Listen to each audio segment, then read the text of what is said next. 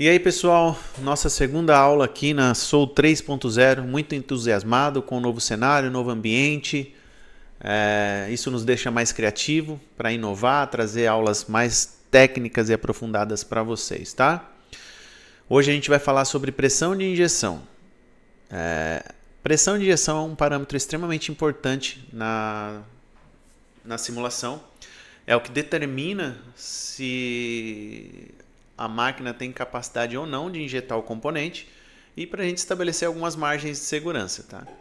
O mercado, os fornecedores trabalham ali com seu expertise. Na Soul, a gente trabalha com 50% da capacidade da máquina, porque o software não computa a unidade de injeção da máquina injetora, que ao longo aí de 15, 20 anos a gente vem coletando dados, gira em torno de um percentual. Esse percentual ele varia muito por conta do conceito de injeção, próprio layout, espessuramento, complexidade de geometria, material.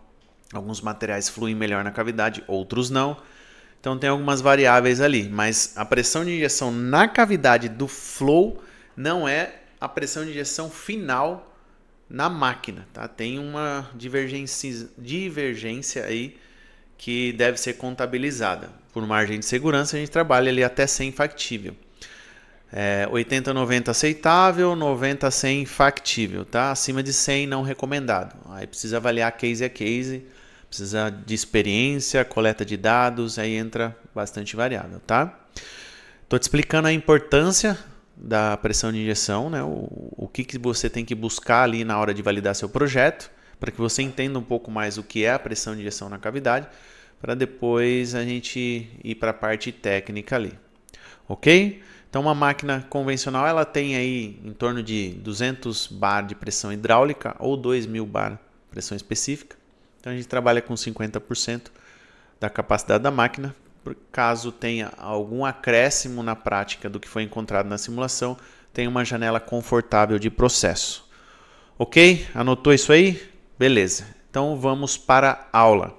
É claro que por confidencialidade eu ocultei o produto, mas aqui a gente tem um case bem bacana, tá? Isso aqui é um sistema valvulado sequencial. Então, nas outras aulas eu detalhei isso aqui, mas eu vou dar um overview para você que está chegando agora. Isso aqui é uma bucha quente, manifold, a ramificação e os bicos quentes valvulados, tá? Nós temos dois diâmetros, externo e interno, onde tem agulha, e o hot gate, ataque sobre canal, bico sobre canal, ataque tipo leque, tá? Temos unha de gato, submarino, temos alguns outros tipos de ataque. Nas aulas anteriores vai lá, que tem bastante material falando sobre isso. Alguma aula aí, tem muita aula rolando.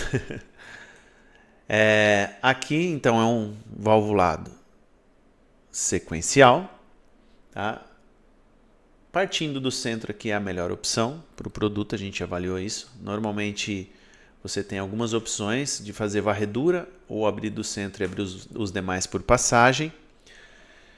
E nós temos aqui uma pressão de injeção, um pico de alerta muito preocupante. Lembra lá que eu falei que nós temos ali um percentual a mais quando a gente leva isso para a máquina? Então, se eu pegar aqui 136 mais 30%, você está falando em 176. Uma máquina de standard está no limite, então o seu processo vai ficar extremamente limitado. A janela de processo estreita e não é isso que a gente quer. A gente veio de chão de fábrica e a intenção nossa aqui é deixar o processo mais robusto possível para você aí no pé da máquina. A gente sofreu muito aí e é por isso que a gente utiliza a simulação de uma maneira diferente aqui, que é deixar robusto lá na frente o processo, molde e produto. Ok? Então nós tínhamos um pico de pressão aqui muito elevado. Eu vou fazer um desenho aqui para você acompanhar, tá? Você vai entender muito bem isso aqui a partir de agora. Então o material ele entra na cavidade, vai exigindo certa pressão para poder fazer o escoamento, tá? E aí eu tenho um limite onde eu posso usar a contribuição desse bico volumetricamente falando e por pressão. Então aqui eu encontrei o limite, ó. Então eu encontrei um limite aqui, que lembra que eu te falei lá que os 90 MPa é o ideal? Aqui a unidade medida é NMPa, mas se a gente converter para pressão, vai dar exatamente os 90 bar de pressão hidráulica, beleza? Então nós temos aqui esse limite dos 90, onde eu levei o máximo que eu pude para aproveitar o primeiro bico, a contribuição do primeiro bico, que é o nosso B1. Tá anotando aí? Vai anotando para você entender, tá? Então esse bico veio, arrastou o fluxo até o B2 e o B3. Eu fiz isso intencionalmente para ter uma contribuição bacana do B1, tá? Eu levei ao máximo que eu podia e aí eu abri os outros por passagem. E aí eu tenho que preencher o restante da peça, tá? No preencher o restante da peça, eu estou extrapolando esse pico. Eu estou levando ele a 136 MPa. Se eu coloco aqui mais 30% por margem de segurança, chega lá naquele valor que eu comentei com vocês pouco tempo atrás, de quase 180. Então é um nível de alerta, tá? Não é recomendado avançar com o projeto nessa configuração. Nós temos que propor soluções, não só encontrar o problema. Tá? Poxa, Elisnei, mas e se eu afastasse esses bicos para que eu tivesse uma pressão mais equilibrada? Né? Imagine que eu pegue esse bico e jogue mais para cá. Eu já estou no meu limite aqui, ó. Se eu faço isso, esse vão aqui vai extrapolar, ele vai para 120, 130, entendeu? Então eu tenho um conceito extremamente limitado. Olha a importância de uma simulação bem realizada com um analista com experiência. O molde estaria condenado, ficaria esse molde em máquina hora abrindo, hora rebarba, processo extremamente instável, provavelmente você já deve ter visto isso se você é da área. Então a gente identificou isso na simulação e propôs uma solução, entendendo esse pico. Beleza, galera? Aqui é o case ruim. Nessa mesma linha, nesse mesmo produto, tá? Nós fizemos uma inclusão de mais um bico para equilibrar as pressões. A gente ter uma janela de processo ok e as pressões equalizadas. Olha que lindo isso aqui, pessoal. Olha que lindo. É isso, tá? A simulação é isso. Por isso que a gente é apaixonado pelo que faz. Porque olha o BO que tu resolve aqui para o seu cliente final. Lembra lá que nós tínhamos um processo extremamente limitado, batendo lá 136, depois descendo aqui para o recalque, nós tínhamos uma puta de uma curva preocupante de alerta. A gente identificou esse problema, partimos para alguns testes e conceitos e olha que legal. Incluímos mais um bico, que esse aqui virou o nosso B4. E esse aqui continua B1, B2 e B3.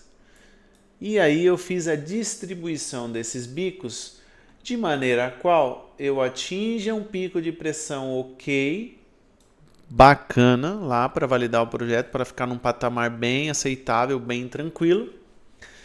Fiz a distribuição da abertura dos outros dois bicos num pico de pressão de injeção bacana também, equilibradíssimo. E depois eu vim para o recalque. Olha esse equilíbrio, pessoal. Olha que coisa maravilhosa. A gente equalizou as pressões realmente, linearmente falando, quase linearmente falando. Ó. A gente está falando de 85,94 para 86,90. Então aqui você tem um cenário, pessoal, não diria perfeito, mas um cenário quase lá, quase perfeito, né? A perfeição, ela exige um pouco mais, numericamente falando, matematicamente falando. Vê que a gente aqui, o critério é alto, né? Nós somos muito exigentes com a gente mesmo. 86 cravado seria a perfeição. Mas 85,94 para 86,90, eu acredito que vocês tolerem, né? Fechou, gente? Então, esse equilíbrio de pressão na cavidade é o que a gente tem que buscar. É importantíssimo na simulação, tá?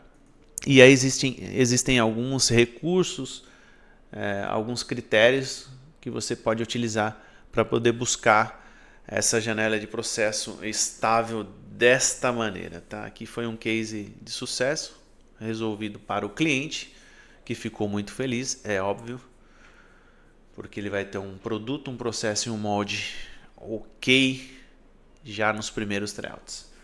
Fechou, gente? Fiquem com Deus. A contribuição hoje era essa. E nos vemos na próxima aula. Um abraço.